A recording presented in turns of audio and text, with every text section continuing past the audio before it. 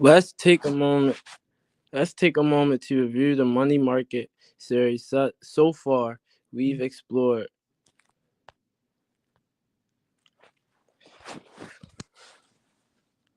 Let's take a moment to review the money market series. So far, we explored money mindset and budgeting, as well as marketing and getting paid. If you weren't able to attend those sessions live, don't worry. Recordings are available for you to catch up at your convenience. Today, we're moving into our next important topic: credit. Understanding credit is essential for reaching long-term financial goals and navigating responsibilities like car loans, student loans, and credit cards.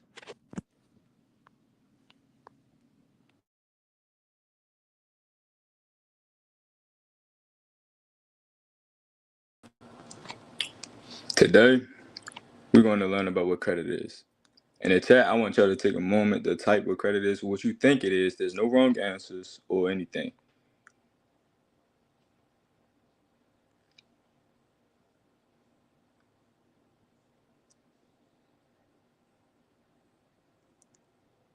So, what comes to mind when you hear the word credit? And I'll wait for at least one answer in the chat.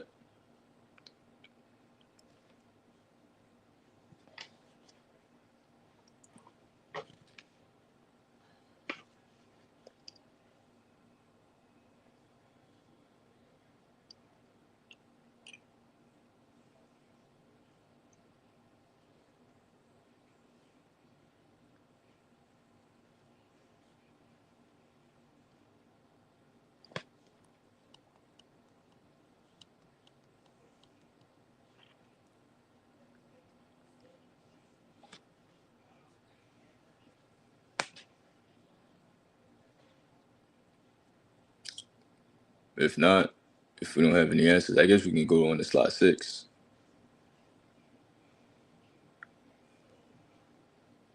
Okay, so before we get into credit, before we dive deep into it, we're going to learn what credit is. Credit is the ability to borrow money. Usually, with the agreement, you have to pay it back later, often with interest. It's a financial tool, and like any tool, how to use it makes all the difference. And it's at its core, credit is built on trust. When a lender gives you credit, they're trusting you that you'll pay it back to them. That trust is based on your credit history and how you used the credit in the past, and your credit score as well. A number reflects on how reliable you are when it comes to borrowing and repaying. Think of the list of money. No, think of it as lending money to a friend. You're more than likely to loan $20 to someone who's paid you back before, right? That's the same principle about that applies to banks and lenders.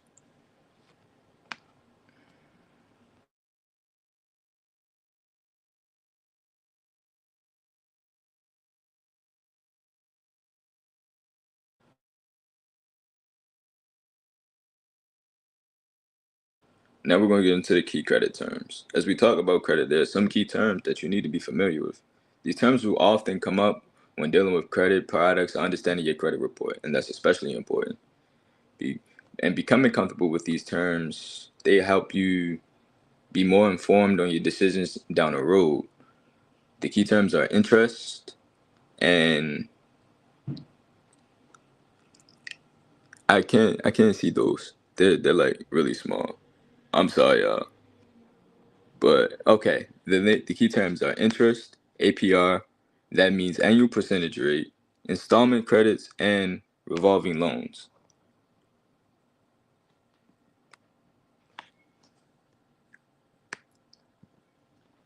Your interest, wait, can you go back? Your interest is the cost of using your credit, valuable or fixed. Your APR is the annual cost of using credit expressed as a percent. Your installment credit is a loan that is given to you a lump sum and rapid and repaid over time with a set number of scheduled payments. Your revolving loan is an open-ended loan. Monthly payments is based on a revolving balance. We can move on to the next slide.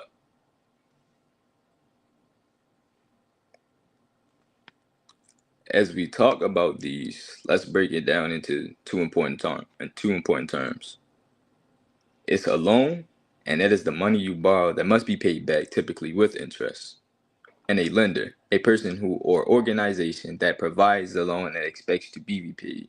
The interest rates and the rate repayments terms, and whether you're considered creditworthy and depending on your credit profile.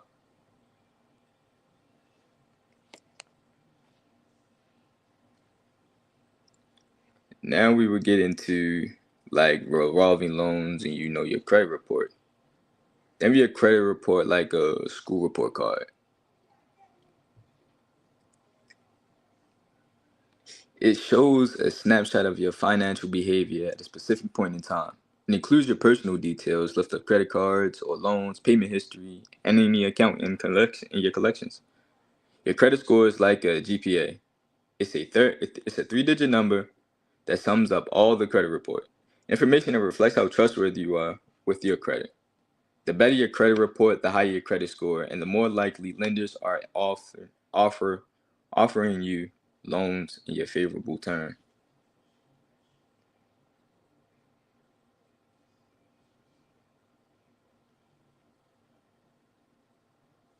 Credit reports for young people under 18. People under 18 should not have credit reports except in very rare circumstances. For an example, credit card piggybacking when someone with an established credit history adds another person to an authorized user on a credit card account. If you have a credit report, you are not piggybacking someone you may have using your financial reputation as their own.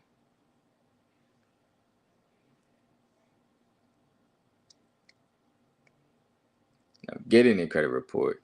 Youth ages 13 and up can request an online free copy of your credit report from the top three report bureaus at the websites, and we have linked them here. So, if you want to see what your credit looks like, go check it out. Why is good credit important? As you can see here in the picture up above, poor credit, you're viewed by lenders like as a high risk. You may be denied for credit. Loans and credit are approved will carry on higher interest rates. The lower the interest rate, the better, the higher. You don't want to go there. Fair credit, you may be eligible for reasonable or good rates and terms. A cosigner or a deposit may be required. And good to excellent credit, this is where you realize the benefits. 750 and above. Well, we can say 700. Eligible for very good and the best terms and rates. Viewed by lenders as dependable and low risk borrowers.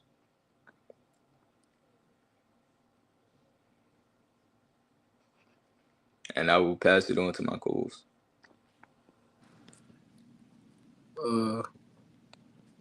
Here's an example that shows you how important your credit score can be.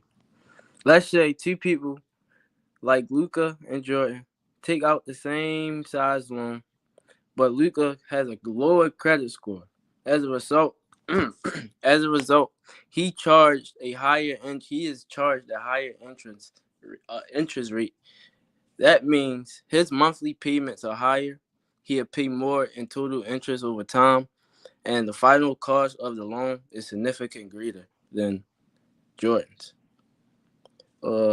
This is one example, but it shows how maintaining good credit score can save you money in the long run. Before buying a car, you guys should know this. Which is we call this SMART goals. How can I afford this? When will my financial seek a loan or buy it outright? Do I need a cosigner? Do I currently have any debt? And can I keep up with the car insurance and maintenance costs?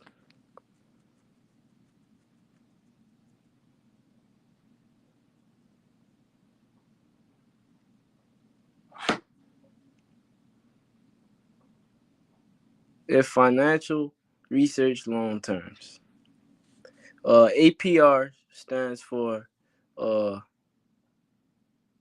cost of a loan, I think. And the length of a loan, or how long you must pay the loan back. And this is the video on how to finance a car.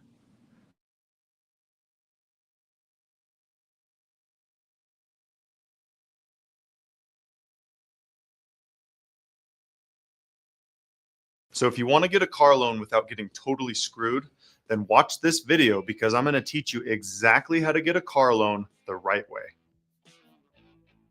Financing a car is a big deal because if you don't do it the right way, you're going to lose a ton of money and you're probably going to end up going upside down in your car. Now, I bought my first car when I was 20 years old and I was so stupid because I got a $20,000 loan for 7 years at 17% interest. So please don't do what I did because I didn't do any research and I took really bad advice from my friends on how to grow my credit. And we all know that bad advice will always lead to really stupid decisions. Now, I'm Jason with the Honest Finance channel, and I make a lot of videos on different financial topics. So if you are interested in this type of content, feel free to subscribe to the channel or at least give this video a like. And now, on to the content that you've been waiting for. Now, I'll start by saying that financing a car is basically broken into 3 different parts. But you've got to understand how these different parts work in order to not get screwed as the consumer. We'll be looking at the amount borrowed, the interest rate, and the length of the loan. Those are the 3 different parts that you need to understand. These 3 different numbers will determine what you can or can't afford as a monthly car payment, so pay attention. And just remember that a monthly payment doesn't determine what you can actually afford until you apply what I'm talking about. Now, starting with the amount borrowed, this will be your entire car purchase plus any taxes and fees and any money that's left from a previous car loan. It's basically everything you need to borrow from the bank in order to purchase your car. Now, make sure to do the research on the car that you're buying so that you can get the best deal possible. And please don't pay full price for extended warranties or carpet cleaning, anything like that, because those prices are all negotiable. Just remember to get the best price possible on your car purchase, and feel free in watching my car buying negotiation video if you need help in this area. Now, as far as the interest rate goes, this is just the amount of money that you have to pay back the bank in order to even have your car loan. Now, in order to get the best interest rates, you've got to have excellent credit, or you've got to have a cosigner that has excellent credit in order to make it happen. And if you are using a cosigner, make damn sure that you can make your monthly payments every single month, because if you're late just once, you're going to hurt their credit score. And trust me, they're going to be pretty pissed when they go in to get a loan and they realize that you screwed their credit score. The bottom line here, though, is that if you do have bad credit, just stick with the cheap car so that you can actually make the payments and build your credit along the way. Or you could pay cash and save up like we used to back in the day. You'll also want to have a down payment of about 10 to 20% to get the best rates. And new cars will typically need about 20% down because of their fast depreciation. I know that 20% down is a lot, but you've got to understand that in order to get the best rates, you got to make a few sacrifices. If you have an existing car that you can sell, just take those profits and use those towards your down payment, and you'll probably have enough. Now, if you don't have very much down, you can at least see what the banks will give you because it's worth a try. The best car loan interest rates are typically about 3 to 5%, which will cost you about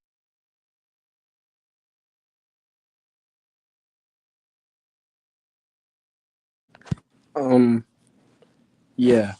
I seen a question. It was a very good question. It was, what is a cosigner? A cosigner is someone who agrees to the responsibility for a loan or debt if the primary borrower fails to make the payments.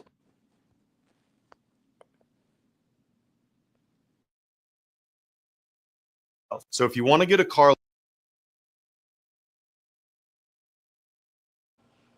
Shopping around for a good loan is a good practice. Don't feel pressured by salesmen to agree into a loan without time to think about it. When at a dealership, tell the salesman you're not to like run your credit if you're not ready yet.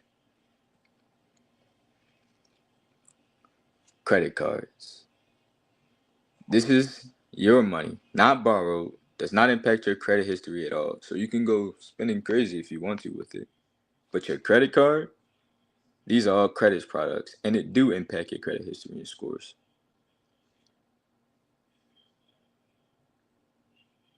More credit building products are unsecured credit cards, secured credit cards, authorized user piggybacking, is which we just explained in the previous ones, student loans, and credit builder loans.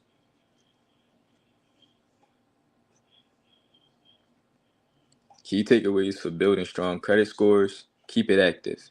Establish and maintain a mix of at least 3 activities or active installments and revolving credit trade lines. Credit products always pay on time. Even pay a little earlier. That helps. Keep it low.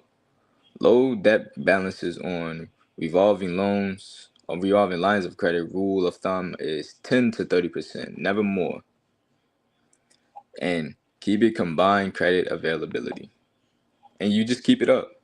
You want at least 6 months of credit history and activity on your credit report at any time.